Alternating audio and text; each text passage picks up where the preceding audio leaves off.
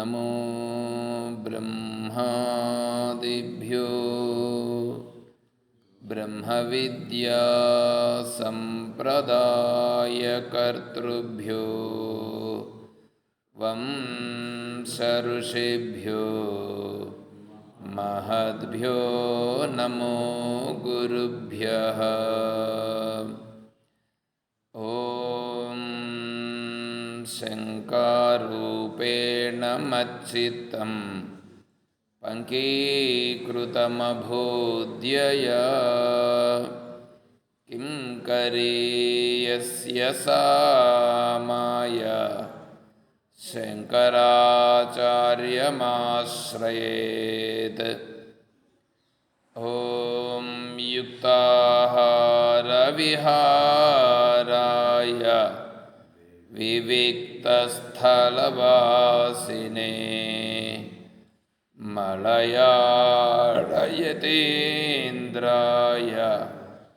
బ్రహ్మనిష్ఠాయ తే నమః.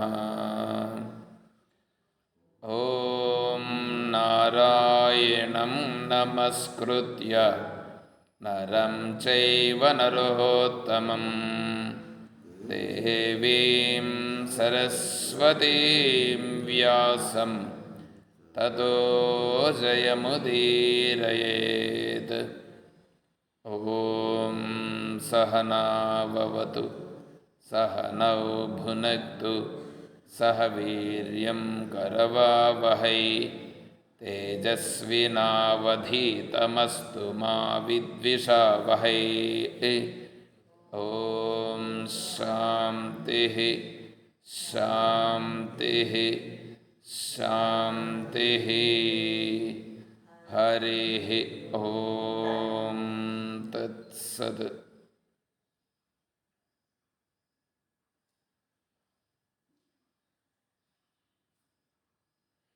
ఓం పరిపూర్ణ పరబ్రహ్మస్వరూపులకు ప్రియాత్మ బంధువులారా, ఓం. మనము ఓంకార స్మరణ చేసేటప్పుడు ఒకసారి ఓం చెప్పి రెండవసారి మళ్ళీ ఓం చెప్తాం కదా, మధ్యలో గ్యాప్ వస్తుంది. ఆ గ్యాప్ పెరగాలి, గ్యాప్ పెరగాల. అంటే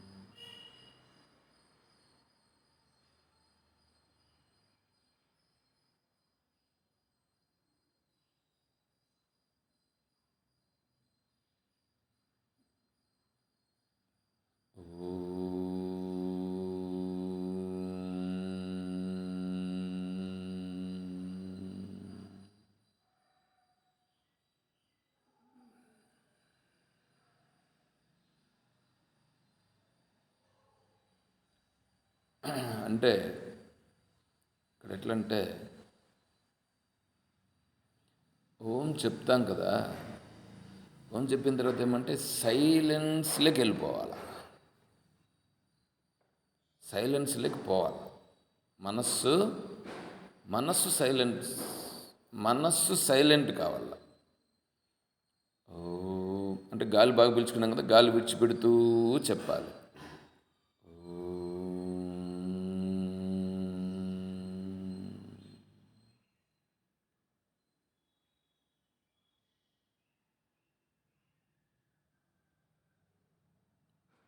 మనస్సు కూడా ఏమైపోవాలంటే, మనస్సు కూడా చిన్నగా అణిగిపోవాలి. సైలెన్స్లోకి వస్తే ఇట్లా పోతుంది, అణిగిపోతుంది. ఎప్పుడైతే సైలెన్స్ అనేది వస్తుందో, ఆ సైలెన్స్ని కొంతసేపు అట్లాగే ఉండాలి. ఎంతసేపు ఉంటే అంతసేపు సైలెంట్గా ఉండాలి.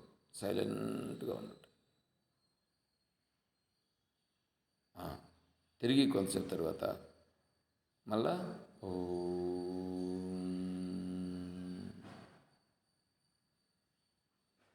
ఇది మొదట్లో రాదు, మొదట్లో వెంటనే అట్లా రాదు. మొదట్లో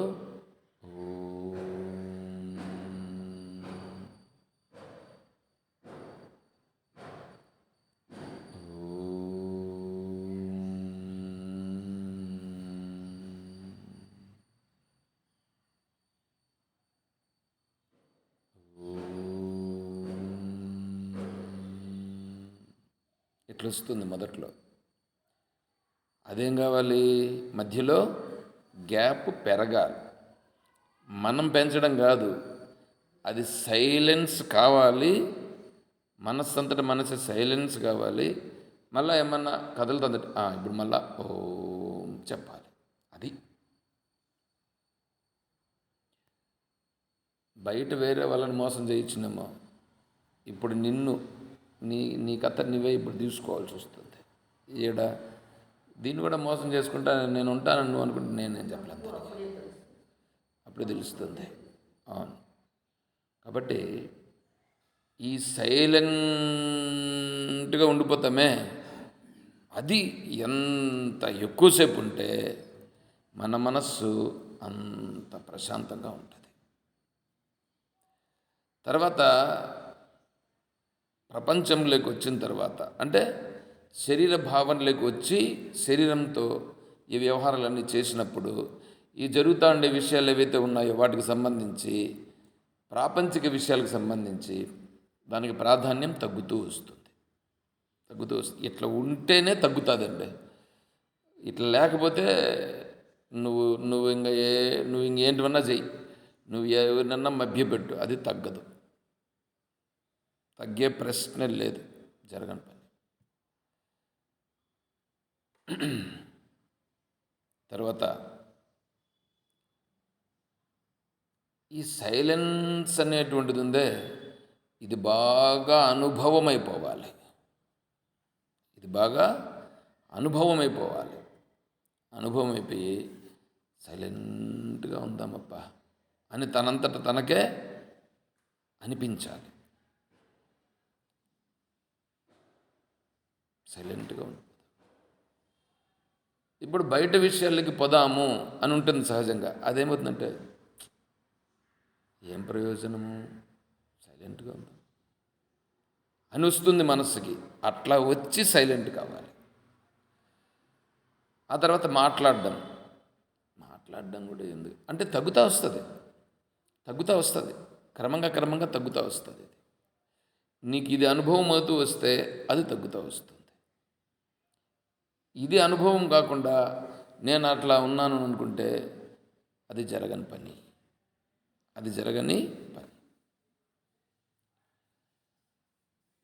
ఈ సైలెన్స్ అనేటువంటిది కూర్చొని ఉంటే శాంతిగా ఉంటుంది. ఆ శాంతి అనుభవం బాగా పెరగాలి. ఎప్పుడైతే ఈ శాంతి అనుభవం పెరుగుతుందో, ఇక్కడ జపములో ధ్యానములో ఈ అనుభవం పెరిగిన తర్వాత మళ్ళీ బయట వచ్చిన తర్వాత కూడా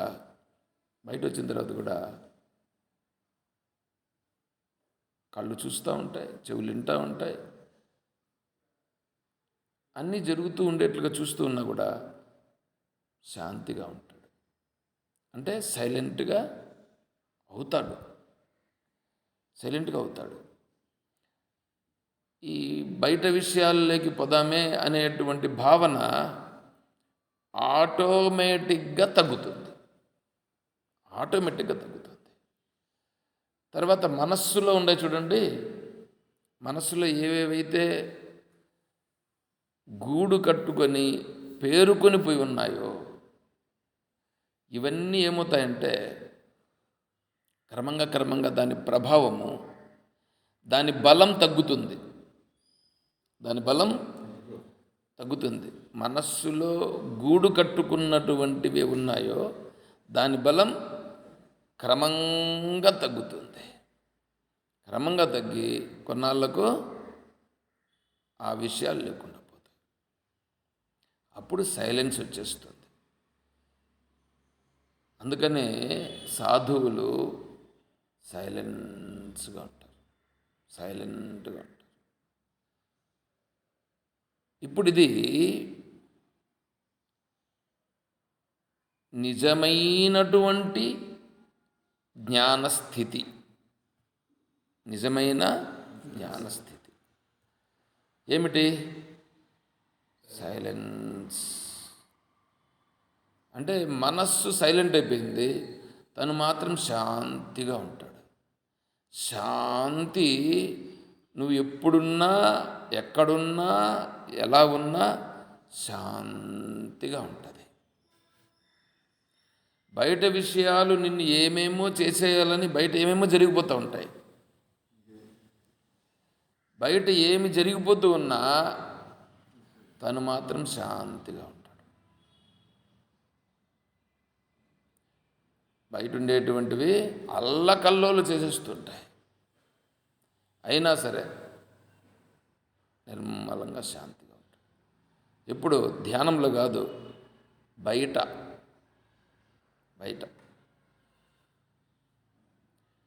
బయట ఎప్పుడు శాంతి ఆటోమేటిక్గా కలుగుతూ వస్తుందో అప్పుడు ధ్యానంలో కూర్చుంటే కూడా ఇంకా నిర్మలంగా అయిపోతాడు. బయట శాంతి లేకుండా నువ్వు ధ్యానంలో శాంతిని పొందుట అనేటువంటిది కుదరదు. అంటే ఇప్పుడు ఏం చేయాలంటే బయట ఉన్నటువంటి విషయాలు మనల్ని ఏం చేస్తున్నాయంటే మనలను ఉప్పు తిప్పలు పెడుతున్నాయి. ముప్పు తిప్పలు పెట్టి మనస్సును అల్లకల్లోలం చేసేసి ఈ సముద్రంలో అలలు కెరటాలు వచ్చినట్లుగా మన మనస్సులో అలజడిని రేపుతూ ఉంటాయి. ఈ బయట వచ్చేటువంటి ఈ అలజడులంతా ఏం కావాలంటే మనమే వాటిని ఏం చేయాలంటే కొంచెం వాటిని దూరంగా పెట్టి ఇవంతా నా నిజమైనటువంటి స్వరూపానికి పోనీకుండా ఉన్నాయని వాటిని కొద్దిగా దూరంగా పెట్టి బయట ఉండేటప్పుడు మనంతట మనమే ప్రయత్నపూర్వకంగా వాటి నుంచి దూరంగా ఉండే ప్రయత్నం చేయాలి.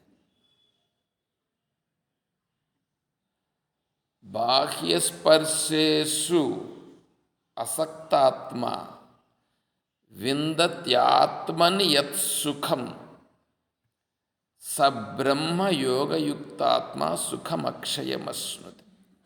ఎందుకంటే నేను ఇవే చెప్పుకుంటూ పోతా అంటే ఏం ప్రమాణం ఏం లేదే అని నా మనస్సు నాకు అనిపిస్తాను, చెప్తా ఉంది.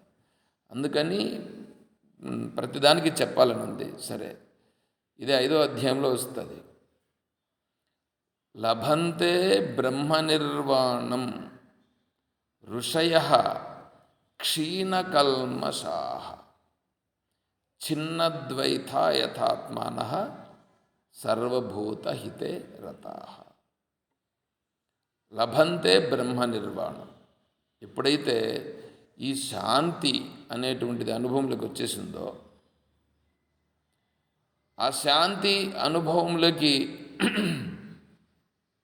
వచ్చేదానికి మధ్యలో మనలను చాలా ముప్పు తెప్పలు పడతాయి బయట ఉండే విషయాలు. వాటన్నింటినీ ఎదుర్కొని ఇట్లాంటి ముప్పు తెప్పలు పెట్టేటివి నాకు వస్తాయని ముందే నాకు తెలుసు అని వాటిని చూచి ఒక నవ్వు నవ్వుకోవాలి. ఎందుకంటే చూడు, నన్ను వచ్చి ఈ విధంగా లోపరుచుకునే దానికోసమని ప్రయత్నం చేస్తూ ఉందని తనంతట తనకే నవ్వు రాగలగాలి. మనము చిన్నప్పుడు చేసినటువంటి పనులను తలుచుకొని ఇప్పుడు ఒక్కొక్కసారి మనకు నవ్వు వస్తుంది. ఎప్పుడన్నా మీకు వచ్చిందో లేదో నాకు తెలియదు, కానీ నేను ఎప్పుడన్నా కొన్ని విషయాల గురించి తలుచుకుంటే నవ్వు వస్తుంది.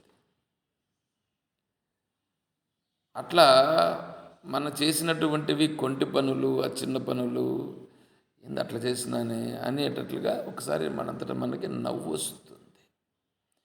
ఒక విధమైనటువంటి గేలిపూర్వకమైనటువంటి నవ్వు వస్తుంది. అక్కడ అర్జునుని యొక్క పరిస్థితిని చూసి శ్రీకృష్ణ పరమాత్మ కూడా ఏవముక్తో ఋషికేశ ప్రహసన్నివ భారత. ఆ అర్జునుని యొక్క పరిస్థితి చూసి శ్రీకృష్ణునికి ఒక విధమైనటువంటి గేలిపూర్వకమైనటువంటి నవ్వు వచ్చింది. ఏంది వీడు ఏదోదో చేస్తాడు అనుకుంటే ఇటుకొచ్చి ఇట్లా నవ్వుతా ఇట్లా చేస్తున్నాడు, వీడు పెద్ద తెలిసినోడు మాత్రం ఉన్నాడు, కానీ మళ్ళీ చూస్తే ఇక్కడ ఏమీ తెలియదు ఈ మనిషికి అనేసి ఒక నవ్వు వచ్చింది. నవ్వు వచ్చి మాట్లాడతాడు. అట్లా వేరే వాళ్ళని చూసి కాదు, నన్ను నేనే చూసుకొని నేను నవ్వుకోవాల్సి వస్తుంది. ఓ నేను ఇట్లా ఉన్నానా అని తనంతట తనకే నవ్వు వస్తుంది. సరే, ఇవన్నీ ఎందుకు చెప్తున్నానంటే స్వరూపస్థితి అనేది శాంతి. స్వరూపస్థితి అనేది శాంతి, నిర్మలం. ఇప్పుడు మనము ప్రశ్నోత్తరిలో ఉన్నాం కదా. ప్రశ్నోత్తరిలో సంసారము ఎట్లా పోతుంది, మోక్షం ఎట్లా కలుగుతుంది, అయ్యా దానికి మనం శృతిజ ఆత్మబోధ అని ఆచార్యులు వారు చెప్పినారు. శృతిజ ఆత్మబోధ అంటే మీ శాస్త్రం చెప్పినట్లుగా ఆత్మ విచారణ చేత సంసారం పోతుంది. శాస్త్రం చెప్పినట్లుగా ఆత్మవిచారణ, ఆత్మజ్ఞానం కలగాలి. అంతేగాని నాకు ఆత్మజ్ఞానం కలిగిందని మనం అనుకోవడం కాదు. శాస్త్రం ప్రకారం సరిపోద్దా? శాస్త్రం ఏం చెప్పింది? శాస్త్రం చెప్పిందే ఇది. నేను తత్వవేదానంద స్వామిలో ఇవి చాలా బాగా గమనించినాను. ఎందుకు నేను తత్వవేదానంద స్వామి వారిని చెప్తానంటే, నేను ఇంకెవరిని చూడలా, ఆ ప్రకారంగా నేను ఎవరిని చూడలేదు. అందువల్ల వారిని గురించి నేను చెప్పగలుగుతాను. నేను చూసింది అదే కాబట్టి నేను అక్కడ చెప్పగలుగుతాను. ఇప్పుడు దీనికి ఒక ఇది విచారణ మండపం, దానికి పేరేం పెట్టాలి స్వామీజీని అడిగారు. చెప్పచ్చు కదా, తనంతట తను ఎంత వశిష్ఠ మండపమనో లేకపోతే బృహస్పతి మండపమనో ఏదో ఒకటి పెట్టచ్చు కదా. అది అడిగింది స్వామీజీ దగ్గర సన్యాసం తీసుకున్నటువంటి ఒక ఆయన అడిగాడు. మేము ఇట్లా బృహస్పతి మండపం అని కానీ లేకపోతే యోగ వాసిష్ఠ రామాయణం చెప్పినటువంటి వశిష్ఠ మందిరం అని కానీ అట్లా ఏమన్నా పెడదాం అనుకుంటున్నాం స్వామీజీ ఎందుకంటే. అట్లా ఎందుకు పెడతావు? ఎవరు చెప్పారు నీకు అలా పెట్టమని? ఉపనిషత్తుల్లో ఏముంది చూద్దాముండు. చూడండి, ఏదో ఒక పేరు పెట్టాలంటే కూడా ఉపనిషత్తుల్లోకి వెళ్ళి బ్రహ్మ సంసది అని పేరు పెట్టాడు. చూడండి, బ్రహ్మ సంసది అని ఉంది. బ్రహ్మ సంసది అని పేరు పెట్టాడు. అక్కడ బ్రహ్మ విచారణ జరుగుతుంది. బ్రహ్మ విచారణ జరిగే ప్రదేశము, బ్రహ్మ విచారణ జరిగే ప్రదేశం. ఇంక వేరే జరగదు అక్కడ. అట్లా అంటే ఏదన్నా అడిగితే కూడా పలానా ప్రదేశంలో ఇలా ఉంది అని చెప్తారు.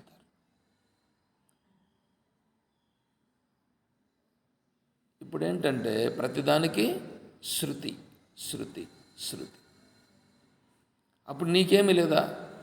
నాదేమీ లేదప్పా, ఏమీ లేదు. ఇది వస్తుంది. సరే, నేను ఇప్పుడు ఇక్కడ ఏం చెప్తున్నానంటే ఆ శృతిజ ఆత్మబోధ అనేటువంటిది ఏది ఉందో అది మనకు రావాలనంటే శాంతి అనుభవంలోకి వస్తే అది ఆటోమేటిక్గా దీనికి దానికి సంబంధం.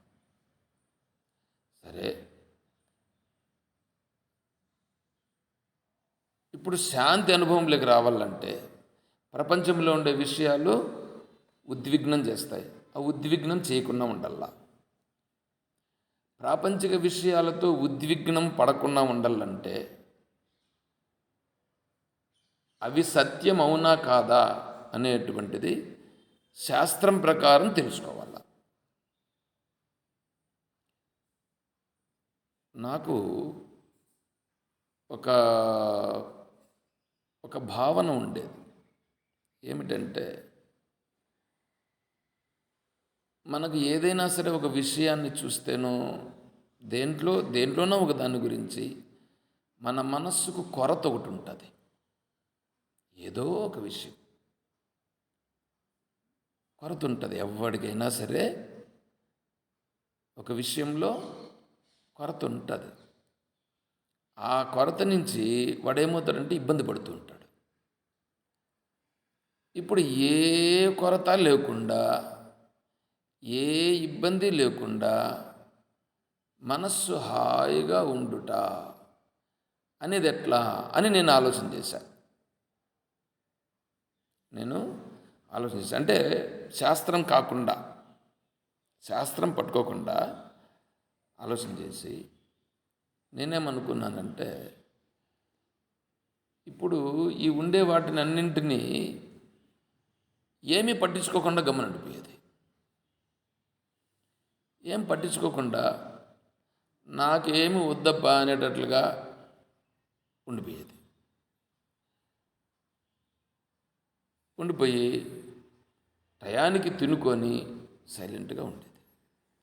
అలా ఉంటే ఇప్పుడు దీని నుంచి బాధపడుట అనేది ఉండదు కదా అని నేను అనుకున్నా. సరే, ఒకవేళ అనుకుందాం ఏమిటి, బయట ఉండేటువంటి విషయములను పట్టించుకోకుండా ఉండుట. బయట ఉండే విషయాలను ఎప్పుడు పట్టించుకోకుండా ఉంటాం? చూడండి,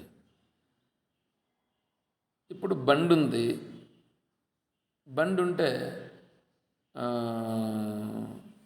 ఆ బండి చిన్న ప్రాబ్లం ఏదైనా ఇచ్చిందని అనుకోండి, అప్పుడు వెంటనే ఏం చేస్తాం?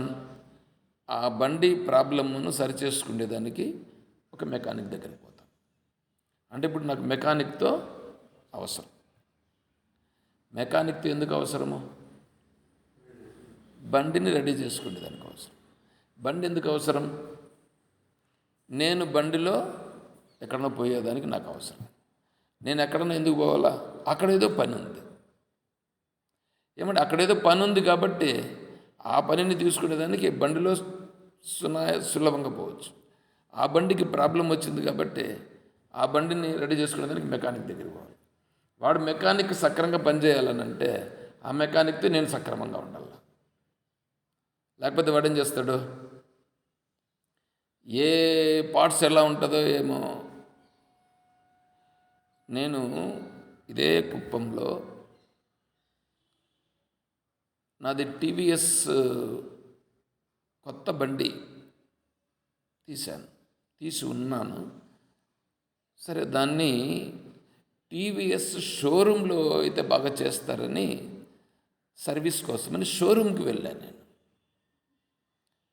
నేను షోరూంలో వాళ్ళకి ఒక కంప్లైంట్ చెప్పిన. పొద్దున్నే లేచిన తర్వాత ఆ టీవీఎస్ బండి అది గేర్ అట్లా వేసినానంటే ఠక్కని సౌండ్ వస్తుంది. ఠక్కని సౌండ్ వచ్చి బండి మళ్ళీ జంప్ అయినట్లుగా ముందుకు జరికించిపోతుంది. సరే, నేను వాళ్ళకి చెప్పాను. చెప్తే వాళ్ళు ఏమన్నారంటే, దాని లోపల వీల్స్ ఉన్నాయి. లోపల వీల్స్, ఆ వీల్స్ ఉండేటువంటి గేర్ బాక్స్లో వీల్స్ ఉన్నాయి. ఆ వీల్స్ పట్టేస్తున్నాయి, అందువల్ల మీకు ఈ సౌండ్ వస్తూ ఉంది అందన్నారు. సరే, దాన్ని ఆ సౌండ్ రాకుండా ఎట్లుండేది అని చెప్పాడు. దానికి అతనేమన్నాడంటే, వీటిని మార్చేసి కొత్త వేస్తే రాదు అని అన్నారు. సరే, మార్చేయాలి. మార్చేసినారు, వేరేటి వేసినారు. ఇప్పుడు నేను షోరూమ్కి కదా పోయినాను, వేరే వాళ్ళని నమ్మకుండా షోరూమ్కి పోయా. సరే షోరూంలో అతను మార్చేశాడు, అయినా సౌండ్ తగ్గల. మరుసటి రోజు మళ్ళీ ఠక్కన అనడము, బండి ఇది కావడం జరిగింది. ఇప్పుడు పోనీ అది తీసేసిన చూడు, ఆ వీల్స్ అవి నాకు ఇవ్వలేదు, అది వాళ్ళే పెట్టుకున్నారు. మళ్ళీ దీన్ని వేసాడే, దానికి కాస్ట్ మళ్ళీ నాకు వేసాడు. ఇది ఎప్పుడు ఒక 20 సంవత్సరాలకు ముందు మాట. అదే అప్పుడే 1500 ఏమో వేసాడు, 1500 నుంచి 2000 మధ్యలో. సరే డబ్బులు అయితే ఇచ్చేసాను. మళ్ళీ ఒక 6 నెలల తరువాత ఇక్కడ ఒక మెకానిక్ ఉన్నాడు, ఈ పాతపేటలో. పాతపేట అదే కదా, కొత్తపేట. ఆ కొత్తపేటలో ఒక మెకానిక్ ఉన్నాడు. ఆయన దగ్గరికి బెంగళూరు నుంచి, కృష్ణగిరి నుంచి, ఈ పక్క చుట్టుపక్కల నుంచి, దూరం నుంచి వాళ్ళందరూ తీసుకొస్తారు. ఆయన ఏంటంటే ఆయన బండిని చూసి చెప్తాడు, మీ బండికి పలానా ప్రాబ్లం ఉందండి, ఈ బండికి నేను ఇప్పుడు చేయను, నా దగ్గర నేను చేయాలంటే ఇంత టైం పడుతుంది, ఇన్ని రోజుల తర్వాత నేను ఇస్తాను. ఎందుకంటే నాకు ముందర ఉండే బండ్లు ఇవన్నీ ఉన్నాయి. ఆయన ముందే ఆయన డేట్స్ ఇస్తాడు ఆయన. సరే ఆయన కరెక్ట్గా చేస్తాడు, అది మాత్రం గ్యారంటీ. డబ్బులు కూడా కరెక్ట్గానే చెప్తాడు, కరెక్ట్గానే తీసుకుంటాడు, కరెక్ట్గానే చేస్తాడు. సరే నేను ఆయన దగ్గరికి వెళ్ళాను, ఆ బండి తీసుకెళ్తే, సార్ మీరేమో బండి తెచ్చారు, నేను ఇప్పుడు చేయలేను, కుదరదు అన్నాడు. ఎందుకు అని అన్నా. నా దగ్గర చేయాలంటే నెల వరకు నా నుంచి కాదు అన్నాడు. సరే ఎప్పుడు చేస్తావు? నెల తర్వాత ఆ డేట్లో అయితే చేస్తానన్నాడు. ఆ డేట్లోనే చెయ్యి అని చెప్పానన్నా. సరే ఆ ముందు రోజు నా దగ్గరికి తీసుకురండి అని చెప్పాడు. సరే నా నెంబర్ కూడా నోట్ చేసుకున్నాడు. సరే ముందు రోజు తీసుకెళ్తే బండి పెట్టేయండి అన్నాడు. పెట్టేసినాను. మరుసటి రోజు అన్ని పార్ట్స్ ఇప్పేసిన తర్వాత నాకు 11 గంటలకు ఫోన్ చేశాడు. సార్ మీరు రండి. పోయినాను. పోతే ఆ వీల్స్ ఉన్నాయి చూడండి, ఆ వీల్స్ తీసిపెట్టి, ఈ వీల్స్ వలన నీకు ప్రాబ్లం ఉంది, ఈ వీల్స్ ఒరిజినల్ కాదు, ఇవి డూప్లికేట్. ఇది షోరూంలో వేశారండి అందంటే, మీరు షోరూంలో వేశారో ఎక్కడ వేశారో నాకు తెలియదు, ఇవి డూప్లికేట్. ఒరిజినల్వి నీకు ఉంటాయి, కొద్దిగా అది సౌండ్ వస్తుంది, దానిని అడ్జస్ట్మెంట్ చేసే దాంట్లో చేస్తే అది నీకు సెటరేట్ అవుతుంది, కానీ నీకు ముందు చేసిన వాళ్ళు అడ్జస్ట్మెంట్ చేయలేదు, కానీ ఇది మాత్రం ఒరిజినల్ కాదు. ఆయనకి నేనేమైనా చెప్పానా ఇవన్నీ మార్చినారని అట్లా చేశామని? చెప్పలేదు. ఆయన కరెక్ట్గా తీసిపెట్టి వాటిని చూపించి చెప్పాడు. ఇప్పుడు సరే ఒరిజినల్ అన్న వేసేదానికి అవుతుందని అంటే, ఒరిజినల్ వేయచ్చు, వద్దులేండి దీన్నే నేను అడ్జస్ట్ చేస్తాను, దీన్ని కొద్దిగా నేను అడ్జస్ట్మెంట్ చేస్తానని చెప్పి దాన్ని ఎత్తుకొని ఏదో రాపాడినాడు. ఎంతంటో దాంట్లో ఏదో ఉంటాయని ఏదో చేసి పెట్టాడు. కొద్దిగా తగ్గింది, ఏదో కొద్దిగా ఉన్నింది. అయితే ఇప్పుడు నేనేమంటున్నానంటే, నా పని జరిగేదానికోసం అతనితో నేను బాగుండాలిగా. అతనితో బాగుంటే నాకు బండి కుదురుతుంది. ఇప్పుడు చూడండి, ప్రపంచంలో మనం ఉన్నామనంటే, ఇంట్లో ఉన్నామనంటే, భార్యతో బాగుంటే సక్రమంగా వంట గింట అన్నీ చేసి సక్రంగా పెడుతుంది, మనల్ని మాట్లాడించేది సక్రంగా చేసి పెడుతుంది. కొడుకుతో బాగుంటే వాడేదో సక్రంగా మాట్లాడతాడు, వాడికి ఇవ్వాల్సింది ఇస్తే వాడు సక్రంగా చేస్తాడు. కోడలు ఉంటుంది, కోడలు ఆమె వేరే విధానాల్లో ఉంటుంది, ఆమెకి ఏమేమి ఇవ్వాలనో అవన్నీ ఇస్తే ఆమె సక్రంగా మాట్లాడుతుంది. ఇట్లా నీ ఇంట్లో ఉండేవాళ్ళే ఇట్లా ఉంటారు. ఇంకా నీ చుట్టూ ఉండేవాళ్ళు, వాళ్ళతో కూడా వాళ్ళు నీకు సక్రమంగా పనిచేయాలంటే నువ్వు వాళ్ళతో సక్రమంగా ఉంటేనే నీకు జరుగుతుంది. ఇంకా ఆఫీస్లో పోయినామని అనుకోండి, ఈ ఆఫీస్లో పరిస్థితి ఏంటంటే, ఉద్యోగస్తుడిగా అయితే ఒక రకం, ఉద్యోగస్తుడు కాకుండా ఉద్యోగస్తుడు నేనే అనుకోండి, నా పని జరిగే దానికోసం ఆఫీస్కి వెళ్ళా. అయ్యా నేను విఆర్ఎస్ తీసుకుంటున్నానయ్యా, నేను అప్లికేషన్ పెడుతున్నాను అంటే, నేను అప్లికేషన్ పెడుతున్నాను అందనంటే, సరే 10,000 ఇవ్వండి. దేనికి? విఆర్ఎస్ అప్లికేషన్ పెడుతున్నాను, ఆ విఆర్ఎస్ అప్లికేషన్ పంపించడానికి 10,000 ఇవ్వండి. అది ఇప్పుడు 10,000, మళ్ళీ రెండోసారి పైన నుంచి వచ్చిన తర్వాత మళ్ళా 10,000 ఇవ్వాల్సి వస్తుంది. నేను నా ఉద్యోగాన్ని విడిచిపెట్టేస్తా ఉన్నాను, విఆర్ఎస్ ఇస్తున్నానంటే, అవును కరెక్టే, నేను కాదన్నానా? లేదంటే అప్లికేషన్ నేను పంపిస్తా, ఎప్పుడు వస్తుందో ఏమొస్తుందో వస్తుంది, నీ ప్రొసీజర్ ప్రకారం మళ్ళీ నేను పంపిస్తా అందన్నాడు. పంపిస్తే ఎప్పుడు వస్తుందంటే నేను చెప్పలేను. 10,000 ఇస్తే వారం రోజుల్లో తెప్పిస్తా. ఇప్పుడేం చేయాలా? నా పని జరగడం కోసం నేను అతనితో సక్రమంగా ఉండాలి. సరే, ఇంకోటి ఏంటి, మళ్ళీ ఆ పై ఆఫీసుకు పోయిన తర్వాత ఆర్డీ ఆఫీసులో పని జరగాలంటే అక్కడ వాడికి 40,000 ఇవ్వాలి, ఈయన చెప్పిన మాట. సరే, నేను అన్నాను మీ పని మీరు చేయండి, అతనితో నేను మాట్లాడుకుంటానులే అని చెప్పాను అన్న. ఎందుకంటే ఇప్పుడు ఇతనితో కాదనంటే ఇప్పుడు వీని ద్వారానే పంపించాలా ప్రొసీజరు, వీనితో కాదంటే ఈడొక తలకాయ నొప్పి. సరే, ఇప్పుడు మళ్ళీ వాంతో నేను మాట్లాడుకుంటానులే అని చెప్పాలా, లేకపోతే నీ ద్వారానే పంపిస్తానంటే ఇంక వాడికి 40,000 ఇవ్వాలా, వీడికి ఒక 20,000, మళ్ళీ పైన ఇంకొక సూపరింటెండెంట్ వాడికి ఒక, ఇవన్నీ తలకాయ నొప్పులని. అంటే ఏంటవుతుందంటే నేను ఉద్యోగస్తుడిగా ఉండి నా పని జరగాలంటే కూడా వాళ్ళతో సక్రమంగా ఉండాలా. నేను ఉద్యోగస్తుడు కాకుండా ఉండి మామూలుగా ఉండి ఆఫీస్కి వెళ్ళామని అనుకోండి, ఒకవేళ ఆఫీస్లో ఏమైనా పని జరగాలంటే వాళ్ళతో సక్రమంగా ఉండాలా. ఒకసారి ఎంఆర్ఓ ఆఫీస్కి వెళ్ళాను, నేను జాబ్లో ఉన్నాను. ఎంఆర్ఓ ఆఫీస్కి వెళ్తే ఎంఆర్ఓ సారు ఇంటి దగ్గర ఉన్నారు అందన్నారు. ఇంటి దగ్గర అంటే ఆయన రూమ్ తీసుకొని ఉన్నాడు. సరే, పని ఉండదు, నేను మా ఆఫీసర్ ఇద్దరు కలిసి వెళ్ళాం. వాళ్ళు ఫోన్ చేసి చెప్పారు ఎంఆర్ఓ గారికి, వాళ్ళని ఇంటి దగ్గరికి రమ్మనండి అందన్నాడు. సరే, ఇంటి దగ్గరికి వెళ్ళాం, నేను మా సార్ వెళ్ళాం. ఇంటి దగ్గర ఆయన చూస్తే అక్కడ ఆయనతో పాటుగా ఉన్నటువంటి వాళ్ళని చూసి నేను ఇక్కడ చెప్పలేను. ఎట్లున్నాడంటే అంత చండాలంగా ఉన్నాడు. ప్లస్ ఆడుండే వ్యక్తి కూడా ఎంత ఇబ్బంది పడుతూ ఉందంటే అంత ఇబ్బంది పడుతూ ఉంది. ఎందుకంటే వాళ్ళ పని ఏదో ఉంది, వాళ్ళ పని కోసం పాపం అక్కడ అంత ఇబ్బంది పడాల్సిన పరిస్థితి ఉంది. చూసి నేను బయట వచ్చిన తర్వాత మా ఆఫీసర్తో అన్నా, సార్ ఏంది సార్ ఇది అంటే, నువ్వు ఇక్కడ చూసింది నిన్నే మర్చిపో, నాయనకంటే రకమ్మా అని చెప్పి వచ్చేసాం. అంటే ఎట్లున్నాయంటే వాళ్ళ పనులు జరుగుట కొరకు పాపం ఎన్నెన్నో ఇబ్బందులు పడాల్సిన పరిస్థితులు జరుగుతూ ఉన్నాయి. ఇప్పుడు ఈ పరిస్థితుల్లో ఇక్కడ మనం ఉన్నాం. ఇప్పుడు వీటన్నింటినీ చూస్తూ నేను వీటన్నింటితోనూ ఇబ్బంది పడకుండా ఉండుట సాధ్యమా అనేది నా ప్రశ్న వచ్చింది. మీకేమన్నా అర్థమవుతుందా నేను చెప్తా ఉండేది?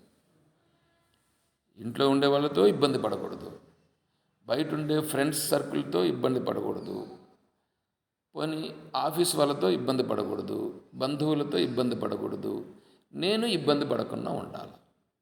ఇది శాస్త్రమును వరకపెట్టిస్తాను. నేను శాస్త్రం గురించి పట్టించుకోవట్లేదు. ఇప్పుడు నేనే ఏమీ పట్టించుకోకుండా ఉండాలి. ఏమీ పట్టించుకోకుండా ఉంటే హాయిగా ఉండొచ్చు కదా, ఉండొచ్చు. సరే, చూద్దాం. వీళ్ళందరితో ఎక్కడ దేనితోనో ఒక దాంతో సంబంధం లేకుండా నేను ఉండగలనా? పోనీ వెళ్ళినా ఇక్కడ జరగాల్సింది జరుగుతుందా? ఎక్కడా జరగట్లేదండి. ఎక్కడ ఏమని మాత్రం జరగట్లేదు. ఏదో ఒకటి జరగచ్చు, కొన్ని జరగవు.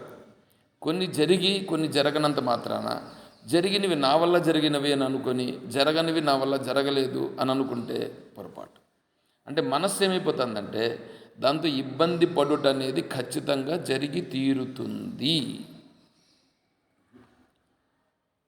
మనస్సు అనేది ఖచ్చితంగా ఇబ్బంది పడి తీరుతుంది. ఓహో, ఈ ఇబ్బంది పడకుండా ఉండాలంటే అందుకు శాస్త్రం అవసరమా అని నేను అప్పుడు గుర్తించిన. అందుకు శాస్త్రం అవసరం. ఇప్పుడు శాస్త్రాన్ని పట్టుకొని అక్కడికి చూస్తే ఇప్పుడు నేను ఎలా ఇబ్బంది పడకుండా ఉండాలనేది శాస్త్రం అనేది నాకేం చేసిందంటే నా బుద్ధికి ఆ వివేకమును అక్కడ తీసుకొచ్చి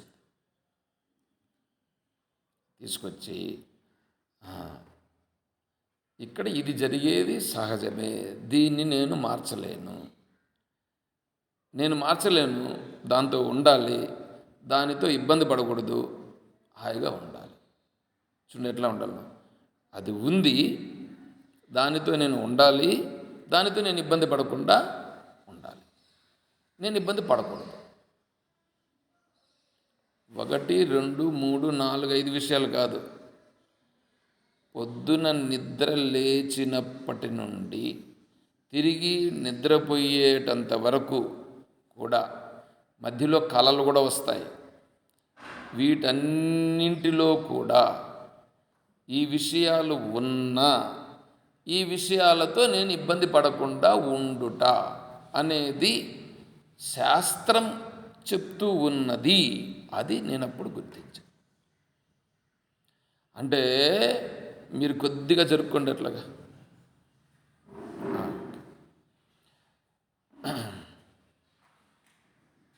కాబట్టి శాస్త్రం అనేది ఏం చేస్తుందంటే నీ మనస్సుకి ఆ వివేకాన్ని తీసుకొచ్చి చెప్తుంది. నాయనా, నువ్వు బయట పోయినప్పుడు నువ్వు ఎలా ఉండాలి, ఇక్కడ ఇలా జరుగుతుంది, ఇది జరిగి తీరుతుంది, స్పష్టంగా జరుగుతుంది. దానిలో నువ్వు ఇలా ఉంటే నువ్వు దాని చేత ఇబ్బంది పడవు, ముందే చెప్పేస్తుంది శాస్త్రం. బృహదారణ్యకోపనిషత్తు చాలా దగ్గరికి తీసుకెళ్తుంది సమాజానికి. ఛాందోగ్యోపనిషత్తు ఈ సమాజం దగ్గర నుంచి కొద్దిగా గ్రహించిన తర్వాత కొద్దిగా తీసుకొస్తుంది, కొద్దిగా పైకి పోయిన తర్వాత. ఇట్లా అంటే నీకు మొట్టమొదట ఈ సమాజంలో ఉంటూ సమాజంలో ఉండేటువంటి విషయాలతో మనస్సు ఇబ్బంది పడకుండా ఉండాలనంటే బృహదారణ్యకోపనిషత్తు చాలా పెద్దది, బృహత్. అందుకే అది బృహత్ అంటే పెద్దది అని అర్థం. పెద్ద ఉపనిషత్తు. పెద్ద ఉపనిషత్తు ఏం చేస్తుందంటే నీకు జరిగే విషయాలన్నీ చెప్తుందండి. భార్య దగ్గర నుంచి మొదలు పెడుతుంది, చివరికి సంతాన విషయంలో, సంతానం జరిగే విషయంలో కూడా నీ పాత్ర ఏమిటి, నీ పాత్ర ఎట్లా చేస్తే నీకు సంతానం కలుగుతుంది, అప్పుడు కూడా నువ్వు ఎలా ఉండాలి చెప్తుంది. సంతానం కలిగిన తర్వాత ఎట్లా కలుగుతూ ఉంది చెప్తుంది. ఆ కలిగిన తర్వాత ఆ సంతానంతో నువ్వు ఎలా చేయాలనో చెప్తుంది. నేను కొద్దిగా నా లాంగ్వేజ్ని మార్చి చెప్పిన ఇక్కడ. నేను ఆ ఉపనిషత్తులు అట్లా లాంగ్వేజ్ మార్చదు, డైరెక్ట్గా చెప్తుంది. డైరెక్ట్గా స్త్రీ అంటే ఏమి, పురుషుడు అంటే ఏమి, పురుషాంగం అంటే ఏమి, స్త్రీ యోన్ అంటే ఏంటి, దానిలో ఎలా చూడాలి, నువ్వు ఈ పురుషాంగాన్ని ఎలా చూడాలి, ఇక్కడ మధ్యలో జరిగేటువంటి విషయాలు ఏమిటి, ఎంత వివరంగా చెప్తుందంటే ఏమని మాత్రం లేదు.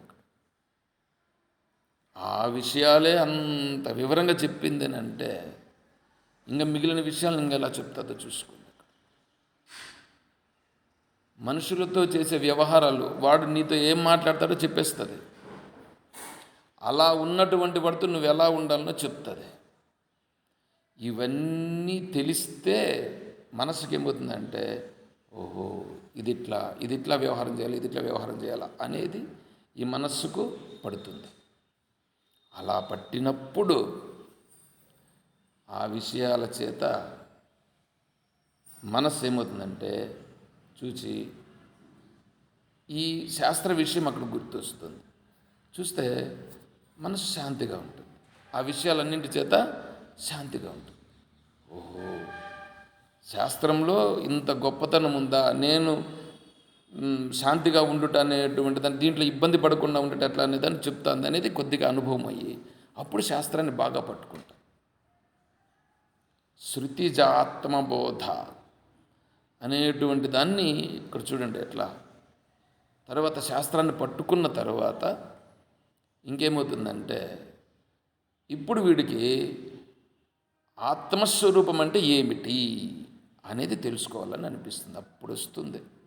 ఇంతవరకు ముందర వచ్చి నేను ఆత్మస్వరూపాన్ని అది ఇదండి ఇవంతా ఊరికే మాట్లాడే మాటలు కానీ నిజంగా మాట్లాడే మాటలు కాదు. ఇప్పుడేమి శ్లోకం నేను చెప్పుకున్నాం ఏమిటి?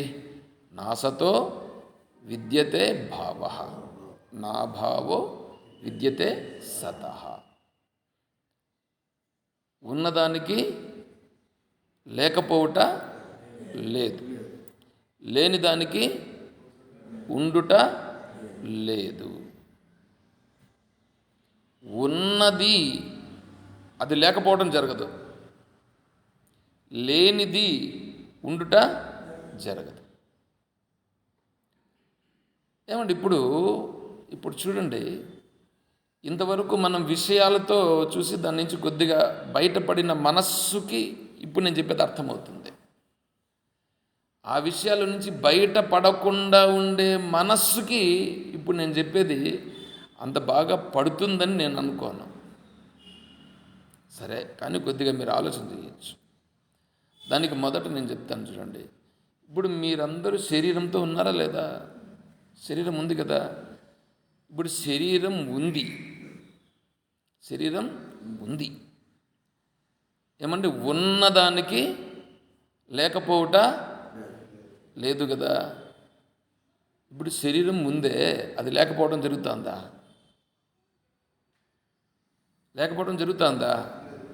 అరే, శరీరం ఉంది. శరీరం ఉంటే ఉన్నది లేకపోవడం జరగదు అని అంటున్నారు. అంటే ఇప్పుడు ఇది కరెక్ట్ కాదు. అంటే ఇదేమవుతుంది, ఇది పోతా ఉంది కదా. ఇది పోతా ఉంది అన్నప్పుడు ఇది ఉండేదా? ఇది ఉండేది కాదు. అంటే ఇదేమిటిది?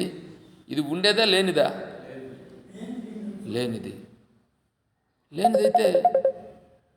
లేనిదైతే ఇప్పుడు ఇది ఉందే.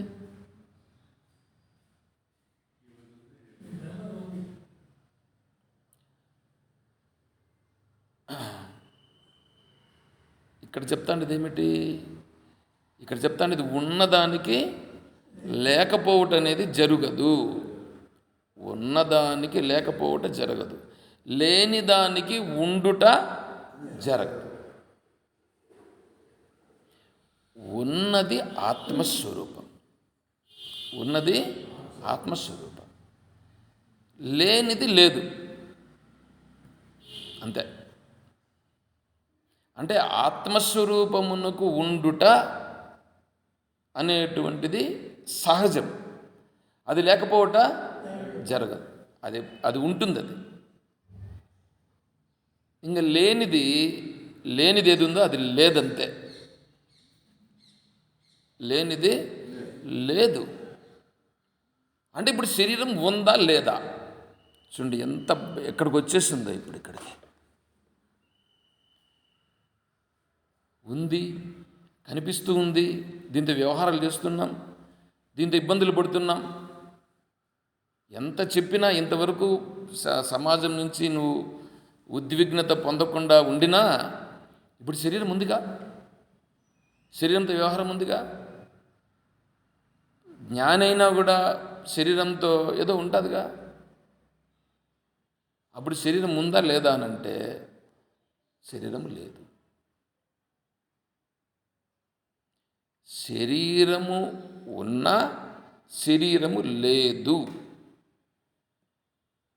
అని స్పష్టంగా తెలిసిన వాళ్ళే ఉభయోరపి దృష్టోంతః, రెండింటిని స్పష్టముగా దృష్టోంతః తెలిసిన వాడే తత్వదర్శిభి. తత్వదర్శి, అతను తత్వదర్శి. అంటే శరీరము లేదు, ఇంత స్పష్టంగా కనిపిస్తా ఉంటే లేదని నువ్వు ఎట్లా అంటావంటే, లేదండి శాస్త్రం చెప్తా ఉందిగా. అందుకని నేను చెప్పాను, ఇది వెంటనే అర్థం కావాలంటే కాదు. సరే, ఇప్పుడు ప్రాణం ఉందా లేదా? మనకందరికి ప్రాణం ఉంది. ప్రపంచం ఉందా లేదా? ఉంది. ఆకాశం ఉందా లేదా? ఉంది. మేఘాలు ఉన్నాయా లేదా? ఉన్నాయి. ప్రాణాదిభిరనైంతైశ్చ, చూడండి ఎట్లా చెప్తున్నారు.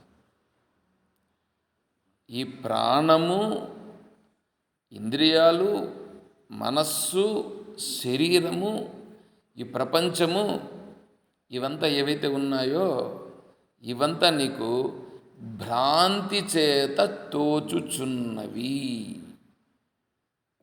అంటే ఇప్పుడేముంది? భ్రాంతి.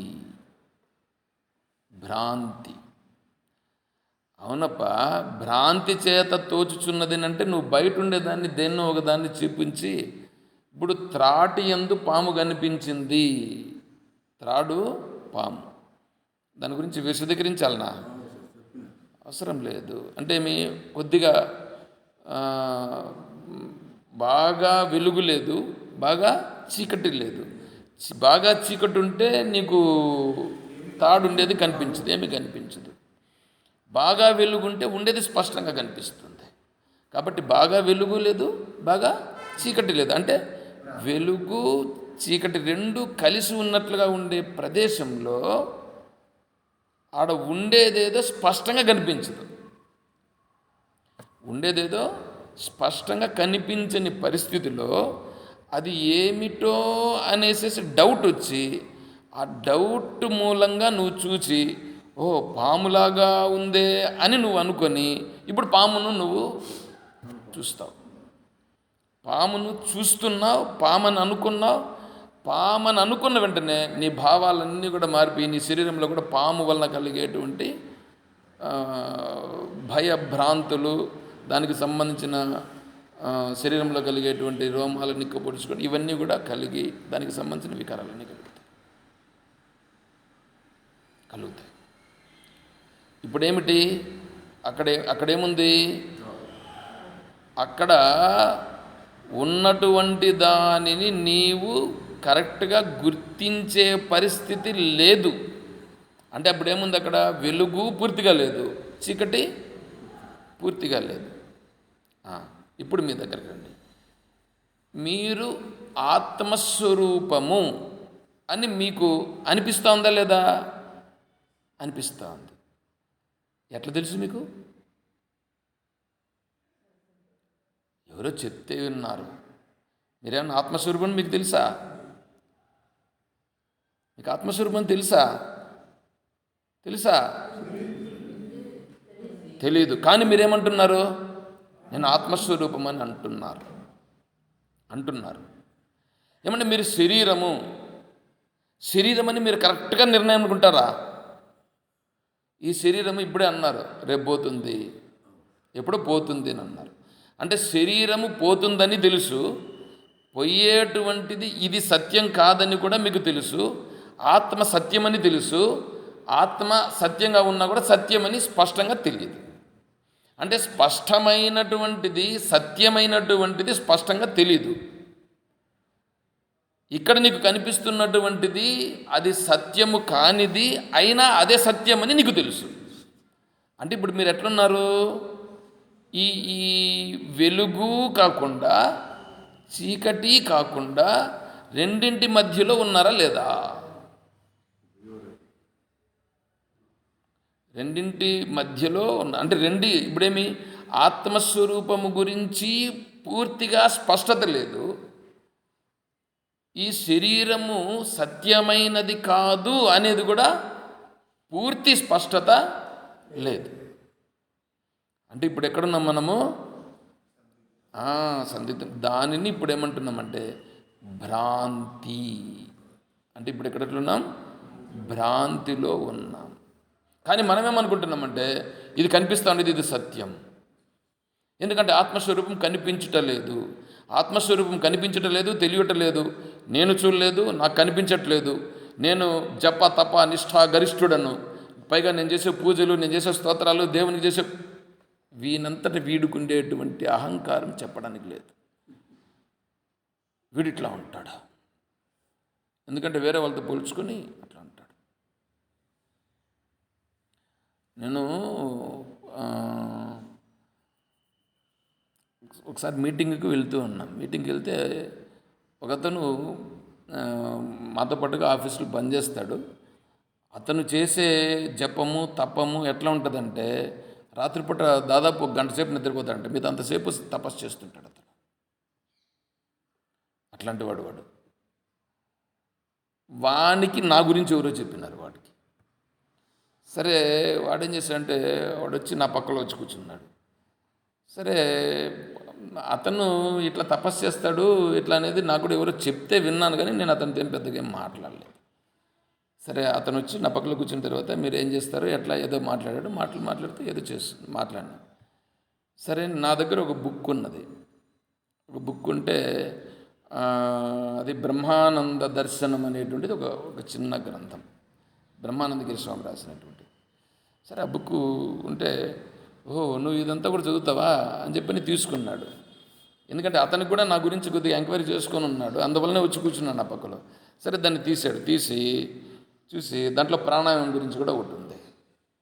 సరే ఆ ప్రాణాయామం గురించి అతను చూసి అంతా తిరిగేసి బుక్ అంతా తిరిగేసి ఇంతేనా అని చెప్పి అక్కడ బుక్ పెట్టాడు. బుక్ పెట్టి సరే ఏదో మాట్లాడుతూ ఎంత దేవతారాధన అవంతా చేస్తారా మీరు అన్నారు. నేను మామూలుగా పూజ చేసుకుంటానండి, అంతేగాని నాకేం పెద్దగా ఇదంతా తెలియదునంటే, సరేలే అందని అన్నాడు. సరే మీరేదో బాగా పూజ చేస్తారంట కదా, ఎట్లా చేయాలి అందనంటే అతను ఒక మాట అన్నాడు. ఈ దేవతలు ఉన్నారే వీళ్ళందరినీ పూజ చేస్తానండి నేను. ఆ దేవతలకి ఏంటంటే ఈ ఆఫీసర్లు అంత ఉంటారు చూడండి, వీళ్ళందరికీ లంచం పడేయాలి కదా, అట్లా లంచం పడేసినట్లుగా ఈ దేవతలందరికీ ఎవడెవడికి ఏదేది ఎట్లా వేయాలనో వాళ్ళకి వేస్తే వాళ్ళు మనకు అన్నీ అనుకూలంగా చేసి పెడతారు అని చెప్పారు. ఈ బుద్ధిరేఖలు బాగా పెట్టాడు, అంతా బాగా పెట్టాడు.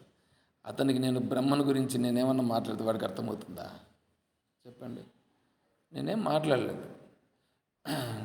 సరే మీరు రాత్రంతా కూడా చేస్తారంటే పూజ చేస్తారంటే, అవును రాత్రంతా కూడా పూజ చేస్తాను. నేను ఎంతసేపు అంటే 1 గంట సేపు నిద్రపోతాను అంతే దాదాపు.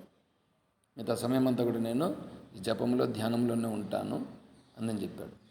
అతను ఈ చేతపడులు చేసిన వాళ్ళందరినీ కూడా తీసేసేదానికి కూడా పోతాడు, అవన్నీ కూడా తీసేస్తాడు.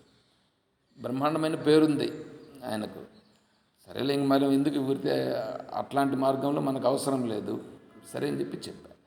నేను ఎందుకు చెప్తున్నానంటే, ఈ భావనలో ఉండేటువంటి వాడు నా పక్కలో వచ్చి నాతో ఆత్మస్వరూపం అని ఏమన్నా మాట్లాడి నేను ఆత్మస్వరూపం అని నేనంటే వాడికి ఏమైనా అర్థమవుతుందా? అదేవిధంగానే ఇప్పుడు మనమున్నామే, ఈ శరీరాన్ని పట్టుకొని ఈ శరీరంతో ఇక్కడంతా తిరుగుతూ మన బుద్ధిని ఉపయోగించి ఈడ డబ్బులు సంపాదించి దాన్ని ఎత్తిపెట్టి నేను ఏంటంటో ప్లాన్స్ చేస్తూ ఆ ప్లాన్స్తో మనం ఏదేదో చేస్తున్నామే, ఆ చేసి దాన్ని మెయింటైన్ చేసి దాన్నంతా వ్యవహారాలంతా చేసి ఇంత ప్లాన్డ్ ప్రకారంగా నాకు తెలిసి ఇప్పుడు ప్రధానమంత్రి గారు ఉన్నారు చూడండి, గుజరాత్ ముఖ్యమంత్రిగా ఉన్నప్పుడు వారన్నీ పక్కా ప్లాన్స్ చేసి చివరికి ఎస్ఎంఎస్ల ద్వారా కూడా పంపించి అందరికీ కూడా ఉండే టెక్నాలజీని ఉపయోగించుకొని అతను ప్రధానమంత్రి స్థాయి వరకు ఎదిగారు. ఎట్లా టెక్నాలజీని ఉపయోగించుకున్నారంటే అన్ని విధాల టెక్నాలజీని ఉపయోగించుకున్నారు. ఎంత ప్లానింగ్ ఉండాలి చెప్పండి. ఇప్పుడు ఆ స్థితిలో ఉండాలంటే కూడా ఎన్ని ప్లాన్స్ చేస్తూ ఉంటారు, ఎన్ని ప్లాన్లు చేశారో ఏమేమి చేశారో దానిపైన చాలా ఉన్నప్పటికీ అవన్నీ వారగా పెడతారు, కానీ వీళ్ళు పోయే మార్గంలో వెళ్ళిపోతూ ఉంటారు. ఇప్పుడు ఆత్మస్వరూపం గురించి చెప్పాలి, నేను ఆత్మస్వరూపము ఇదంతా భ్రాంతి అని మనం అనుకోవాలంటే ఇంత దీనికి పోయిన తరువాత రామచంద్రుల వారి యొక్క పరిపాలనలో ఉన్నప్పుడు ఈ రాజ్యపాలన ఉంది చూడండి. ఈ రాజ్యపాలన ఒక్కసారి వశిష్ఠ మహర్షుల వారికిను రామచంద్రుల వారికి మధ్యలో జరిగిన సంభాషణలో వస్తుంది. ఒక్కసారి రాజు అయినాడని అనుకోవాడు ఎవడైనా. ఒక్కసారి రాజు అయితే రాజుగా ఉన్నప్పుడు అది జరుగుతాయే, వాడి దీని వలన జరుగుతుంది చూడండి. దానిని ఒక్కసారి వాడు రుచి చూస్తే ఇంకా వాడు చచ్చిపోతాడంట, కానీ దానిని విడిచిపెట్టాడు. ఎందుకంటే రాజస్థానంలో ఉండేటువంటి ఆ పలుకుబడి, ఆ వ్యవహారం అంతా అట్లా ఉంటుంది. దానిని తైత్తిరేయోపనిషత్తులో ఏం చేస్తుందంటే ఆనందము అనేటువంటి దాని గురించి వివరిస్తుంది. మనుష్యానందము అని ఒక మనుష్యానందమును వివరిస్తుంది. తర్వాత దేవతానందము, అజామజా దేవతానందము, తర్వాత ప్రజాపతి ఆనందము, ఇట్లా ఇట్లా వివరిస్తూ పైకి పోతుంది. పితృదేవతానందము. ఇప్పుడు ఆశిష్ట, బలిష్ట, ద్రఢిష్ట మనుష్యానందం గురించి చెప్తున్నారు. వాడు ఎట్లంటే వాడి శరీరం బాగా సౌష్ఠవంగా ఉంది. శరీరం సౌష్ఠవం అంటే ఏమిటంటే శరీరములో ఏ పార్ట్ కానీ ఇది ఇట్లా ఉంటే వాడికి బాగుంటుంది అనేటట్లుగా ఉందే అట్లా ఉంటుంది శరీర సౌష్ఠవం. అంటే మీ శరీరంతో వాడు అన్నింటినీ అనుభవించేదానికి యోగ్యంగా ఉంది. ఈరోజు టైం అయినా కూడా ఒక 5 నిమిషాలు ఎక్కువ తీసుకుంటాను, ఇంకా తీసుకొని చెప్తాను. ఎందుకంటే ఈ టాపిక్లో ఉన్నాను నేను. మళ్ళీ ఈ టాపిక్లకి నేను మళ్ళీ వచ్చి ఈ దృష్టితో చెప్పడం అనేది జరగదు, కాబట్టి ఈరోజు చెప్తాను కొద్దిగా. శరీరం బాగుంది, శరీరం అంతా ఆరోగ్యంగా ఉన్నంత మాత్రాన బుద్ధి కొంతమందికి బాగుండదు. శరీరము బాగుంది, తర్వాత బుద్ధి కూడా వాడు కరెక్ట్గా పనిచేస్తుండాల. బుద్ధి కూడా అంటే బాగా ఆలోచన సామర్థ్యం కూడా బాగుంటుంది. మీకేమైనా ఇబ్బంది అనిపిస్తే వెళ్ళండి, లేదంటే ఉంటానంటే ఉండండి, నాకేం అభ్యంతరం లేదు. మధ్యలో మాత్రం నన్ను డిస్టర్బ్ చేయొద్దు. తర్వాత శరీరం బాగుంది, బుద్ధి కూడా బాగుంది. శరీరం బాగుండి బుద్ధి బాగున్నంత మాత్రాన వీడికి అనుభవించేదానికి అన్నీ సక్రంగా లేవని అనుకోండి. కార్లు కానీ ఐశ్వర్యము కానీ ఇవన్నీ లేవని అనుకోండి, వీడు అనుభవించేదానికి వెలుతూ వస్తుంది. అట్లా లేకుండా ఇవన్నీ సక్రంగా ఉన్నాయని అనుకో, అప్పుడు దాన్ని ఏమంటారంటే శరీరం బాగుంది, బుద్ధి బాగుంది, అనుభవించేదానికి కావాల్సినటువంటి ఐశ్వర్యాలన్నీ బాగున్నాయి. ఇంత మాత్రం సరిపోవట్లేదు. వీడి పనులు జరగాలంటే వీడు చెప్తే చేసేటట్లుగా వీడికి అధికారం కూడా ఉండాలి. అంటే ఇప్పుడు ఈ అధికారం కూడా ఉంది. ఇప్పుడు చూడండి, అధికారం ఉంది, నువ్వు ఏమి చెయ్యాలంటే నువ్వు ఆజ్ఞాపిస్తే జరిగిపోతుంది. ఐశ్వర్యం ఉంది, కావాల్సింది అనుభవించవచ్చు. బుద్ధి ఉంది, ఏ విధంగా పట్టుబడచ్చు, ఏ విధంగా పట్టుబడకూడదు అనేటువంటి బుద్ధి చాతుర్యం ఉంది.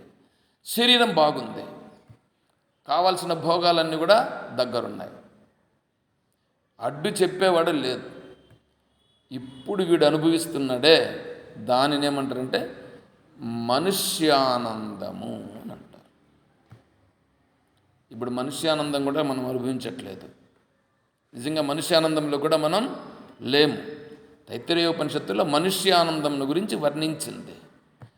మనుష్యానందము కంటే 100 రెట్లు ఎక్కువ దేవతానందం, దానికంటే 100 రెట్లు ఎక్కువ అజామజ దేవతానందం, దానికంటే 100 రెట్లు ఎక్కువ ప్రజాపతి ఆనందం. ఇట్లా ఒకరొకరిది వస్తుంది. ఇట్లా అందరికంటే ఎక్కువ గొప్ప ఆనందము బ్రహ్మ, అంటే చతుర్ముఖ బ్రహ్మానందం. ఈ చతుర్ముఖ బ్రహ్మ యొక్క ఆనందం అనేటువంటిది సముద్రంని తీసుకొని సముద్రంలో నుంచి ఒక రేణువు బయట వచ్చి పడితే ఆ రేణువు అంత ఆనందం చతుర్ముఖ బ్రహ్మ అనుభవించే ఆనందం, సముద్రం అంత ఆనందం ఆత్మానందం అని వర్ణించింది. ఈ చిన్న ఆనందానికే వీడు ఎగిసిపడి ఏది ఈ రాజ్యకాంక్ష అనేటువంటిది ఏదైతే ఉందో ఆ స్థితిని పొంది వాడు ఒక్కసారి పొందితే దాని నుంచి ఇంకా వాడు బయటపడితే దానికోసమనే ఆ ఆనందమును పొందుట కొరకే, అంటే ఆ రాజ్యాకాంక్షతోనే వాడు శరీరాన్ని సరే విడిచిపెడతాడు అని చేసి రామచంద్రుల వారికి వశిష్ఠ మహర్షులు వారు చెప్తారు. ఇదంతా అశాశ్వతమనాయన అని గుర్తించు, ఆత్మానందం ఇటువంటిది, కాబట్టి ఆత్మానంద స్వరూప స్థితిలో ఉండుట కోసం నువ్వు తెలుసుకో అని చెప్తాడు. అందుకే శ్రీరామచంద్రుల వారు ఎన్ని కష్టాలు వచ్చినా ఏమేమి జరిగినా కూడా ఎక్కడ కానీ మనస్సు తొట్టుపాటు అది అంటారు చూడండి, అట్లా తొట్టుపాటు పడరు. అలా పడకుండా ఉండారంటే వారికి ఉండేటువంటి అనుభవం, ఆత్మానుభవం వలన వారు అలా ఉన్నారు. ఇప్పుడు మనము కూడా ఇక్కడ ఈ భ్రాంతి స్థితిలో లేకుండా ఉండగలగాలి. భ్రాంతి స్థితిలో లేకుండా ఉండాలి అంటే ఇప్పుడు ఉన్నటువంటి శరీరము సత్యము కాదు, అనుట కాదు. శరీరము సత్యము కాదు, అనుట కాదు. ఇప్పుడు శరీరం ఉండి లేకుండా పోతుంది కదా, ఎప్పుడో పోతుంది లేకుండా, ఎప్పుడో కదా లేకుండా పోతుంది, ఇప్పుడు ఉందిగా, ఇప్పుడు ఉంది కాబట్టి ఇప్పుడు ఉండి లేకుండా పోతుంది కదా, ఉన్నప్పుడనే నేను అనుభవిస్తాను అని ఉంటుంది మనకి. ఎందుకంటే ఆత్మస్వరూపం ఉందో లేదో తర్వాత ప్రశ్న. ఇప్పుడు శరీరం ఉంది, ఈ ఉన్న శరీరంతో చచ్చిపోతాం, చచ్చిపోయినప్పుడు ఎట్లా పోతాం దాని గురించి మనకు వద్దు. చచ్చిపోయిన తర్వాత ఉంటుందో ఉండదో, పోతామో ఏడుంటామో ఏం జరుగుతుందో వద్దు. ఉన్నప్పుడు నేను ఇప్పుడు అనుభవిస్తా అని ఉంటుంది. ఎందుకంటే ఇది శాస్త్ర అధ్యయనం చేసేటువంటి వాళ్ళు, వేదాంత అధ్యయనం చేసేటువంటి వాళ్ళకు కూడా ఇది ఉండేటువంటిది. ఎందుకంటే వాళ్ళు కూడా ఇదే చెప్తారు, వాళ్ళు ఇది ఉంది రేపు పోతుంది. అవ్యక్తాదీని భూతాన్ని వ్యక్త మధ్యాహ్న భారత అవ్యక్త నిధనాన్యవ తత్రకా పరిదేవన అనేటువంటిది వస్తుంది. ఆడ కూడా ఇట్లా చెప్తారు వాళ్ళు, ఇట్లా కాదు చెప్పాల్సిందే. ఇప్పుడు ఉంది నువ్వు అనుకుంటున్నావే, పాము కనిపించిందే, పాము కనిపించిందా, పాము ఉందా, పామని నువ్వనుకున్నావా? పామని నేను అనుకున్నాను, పామని నేను అనుకున్నానని నువ్వు గుర్తించు. అప్పుడు నీ శరీరంలో కలిగే వికారాలన్నీ ఏమవుతాయి?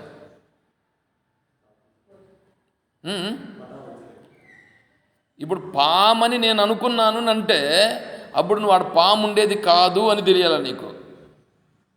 అరే నేను పామని అనుకుంటేనే అని నీకు అనిపించాలా. అరే పామని నేను అనుకున్నానే అని నీకు అనిపించాలంటే ఇప్పుడు తాడు తెలియాలా. నువ్వు లైట్ వేస్తే, ఫుల్ లైట్ వేస్తే, వెలుగు బాగా వస్తే అప్పుడేమవుతుంది? బాగా లైట్ పడినప్పుడు ఆడ ఉన్నటువంటిది స్పష్టంగా తాడు నీకు కనిపిస్తుంది. తాడు ఎప్పుడు కనిపించిందో, అరే నేను ఇంతసేపు చూసింది దీనినా, తాడుని నేను పామనుకున్నానా, తాడు నేను పామనుకున్నానా, పామనుకొని నేను ఇప్పుడు భయపడినానా ఇంతవరకు అని ఇప్పుడు వీనంతటి వీడికి నవ్వు వస్తుందా రాదా? అలా నవ్వు వచ్చినట్లుగా ఇక్కడ ఈ శరీరం అనేటువంటిది ఉన్నా, శరీరం అనేటువంటిది కనిపిస్తూ ఉందే కానీ, భ్రాంతి చేత తోస్తున్నదే కానీ నిజముగా సత్యముగా శరీరము కాదు అనేటువంటిది శాస్త్ర విచారణ ద్వారా, అనుభవము ద్వారా, రెండింటి ద్వారా ఎవడికి స్థిరపడినదో అతను తత్వదర్శి. అర్థమైంది ఏమన్నా? ఇది ఇప్పుడు మనకు ఆచార్యుల వారు ఇక్కడ చెప్పినటువంటిది. సంసార హృత్ కహ, సంసారం ఎప్పుడు పోతుంది, ఎట్లా పోతుంది అంటే శృతిజాత్మబోధ, శృతి ప్రకారంగా రావాల. శృతి ప్రకారంగానే నీకు ఆ వివేకం కలిగితే అప్పుడు నీకు అది పోతుంది. మోక్షహేతు, మోక్షము ఎప్పుడు కలుగుతుంది? మోక్షం ఎట్లా కలుగుతుంది? అది కూడా శాస్త్రం ప్రకారంగా నీకు తెలిసినప్పుడే. శాస్త్రం ప్రకారం తెలిసినప్పుడు అంటే ఇదే లాస్ట్ అండ్ ఫైనల్. నేను ఫైనల్ చెప్పేసా. ఏమిటి? శరీరము భ్రాంతి చేత తెలియబడుచున్నది. శరీరమే భ్రాంతి చేత తెలియబడుతుందనంటే ప్రపంచం కూడా భ్రాంతియే. శరీరము భ్రాంతే, ప్రపంచము భ్రాంతియే, ఇంకా ఉన్నదంతా కూడా భ్రాంతియే. ఇప్పుడు భ్రాంతి అనేటువంటిది కూడా తెలుస్తూ ఉంది. ఎవరికి ఇది భ్రాంతి అని తెలుస్తుందో అతను నిజమైనటువంటి జ్ఞాని. మరి అతనికి ఎందుకు శరీరం ఉంది? చూడండి, ఇక్కడ అతను చేసుకున్నటువంటి పూర్వ సంస్కారములను అనుసరించి, ఆ కర్మను అనుసరించి ప్రారంధమును అనుభవించుట కొరకు ఆ శరీరం ఉన్నది. మరి తెలిసిన వెంటనే శరీరాన్ని విడిచిపెట్టేయాలి కదా. ఆ శరీరంను విడిచిపెట్టి వేయవచ్చు అతను అనుకుంటే. కానీ మూడింటికి కృతజ్ఞుడు కాకూడదు, కృతజ్ఞత కలిగి ఉండాలి. కృతజ్ఞత మూడింటికి: వేదాంతము, గురువు, ఈశ్వరుడు. వేదాంతో గురురీశ్వర. ఈ వేదాంతము అనేది తెలుసుకుని అధ్యయనం చేశాడు. ఎవరి ద్వారా? గురువు ద్వారా అధ్యయనం చేశాడు. ఈశ్వరానుగ్రహము చేత ఇవన్నీ జరిగాయి. ఇదంతా ఈశ్వరుడు, ఇదంతా ఈశ్వరుని యొక్క ప్రభావం. కాబట్టి ఈశ్వరుని ప్రభావంతో ముందుకు తనంతా దాటుకొని వచ్చాడు. ఇదంతా గురువు యొక్క అనుగ్రహంతో అధ్యయనం చేశాడు. తర్వాత వేదాంతము చెప్పిన దాని వలన వేదాంతం ప్రకారంగా ఇతను వచ్చి ఈ స్థితికి వచ్చాడు. ఇవంతా వచ్చింది ఎక్కడికి వచ్చాడు? ఇప్పుడు ఎక్కడికి వచ్చాడంటే నిజమైన స్థితి ఏదో అది నిజమైనది ఎవరు? ఇప్పుడు అది నేనే అంటే మళ్ళీ ఈ శరీరం అనుకో రావద్దు. మళ్ళీ అక్కడికి నిజమైనదేదో అది నేను. ఆ నేను అనేటువంటి స్థితికి వచ్చాడు. ఇప్పుడు నిజమైన నేనులో ఉన్నాడు. ఇప్పుడు అతనికి ఇవంతా కూడా అవసరమా? ఇవంతా అవసరం లేదు. కానీ వాటికి కృతజ్ఞత అంటే చేసిన మేలును మరిచిపోకుండా దానికి సేవ చేయుట, అంటే వేదాంతమునకు సేవ చేయుట. ఎట్లా? తను వేదాంతమును పట్టుకొని ఇక్కడికి వచ్చాడు కాబట్టి ఆ వేదాంతమును ఇతరులకు చెప్పుట. గురువు ద్వారా తను అధ్యయనం చేశాడు కాబట్టి గురువుకు కృతజ్ఞత కలిగి గురువుకు సేవ చేయుట. ఈశ్వరానుగ్రహం చేత ఇంతవరకు ఇదంతా జరుగుతూ ఉన్నది కాబట్టి ఇదంతా ఈశ్వరుడే కాబట్టి ఆ ఈశ్వరుణ్ణి సేవించుట. అంటే ఈశ్వరునిగా భావించి నిర్వికారముగా ఉండుట. అర్థమైందా? అందుకొరకు ఆ శరీరం ఉంటుంది. ఇప్పుడు ఒకవేళ ఆ శరీరమే లేదు అని అనుకోండి. ఒకవేళ ఆ తత్వ స్థితిలో తను ఉన్నాడు కదా, ఆ స్థితిని గురించి చెప్పడానికి ఎవరుంటారు మనకి?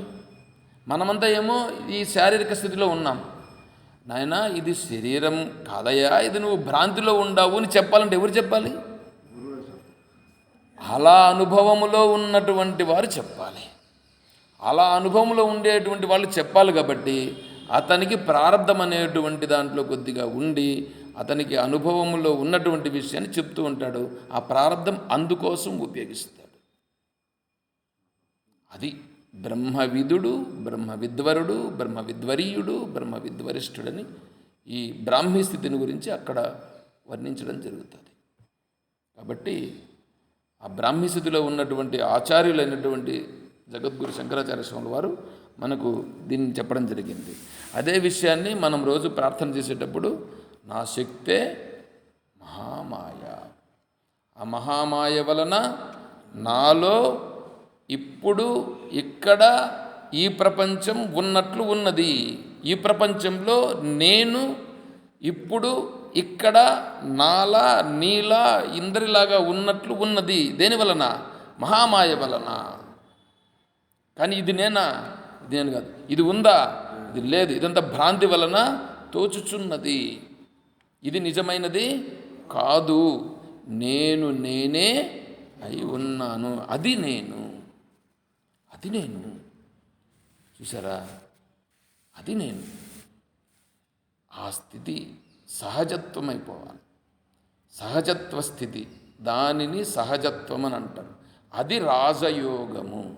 రాజవిద్య రాజగుహ్య యోగం 9వ అధ్యాయం. కాబట్టి మనమందరూ కూడా అటువంటి మార్గంలో ప్రయాణం చేసి మన సహజత్వ స్థితిలో ఉండగలిగేటువంటి స్థితిని ఈశ్వరుడు సద్గురువు మనందరికీ అనుగ్రహించి రక్షించుగాక. ఓ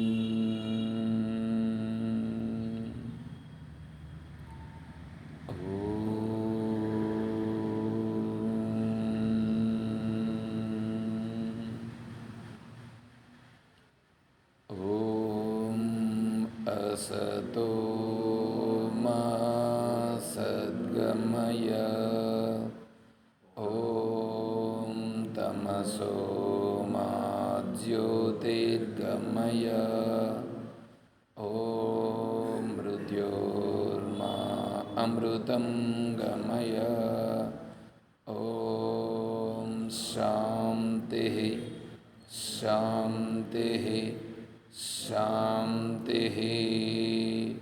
हरिः ॐ तत्सत्. ॐ सर्वं श्री सद्गुरुचरणारविन्दार्पणमस्तु. ॐ जय बोलो श्री कृष्ण परमात्मा की जय, बोलो गीता माता की जय, बोलो भक्त मंडली की. हर नमः पार्वती पतये. जय सीताराम. हरि ओम.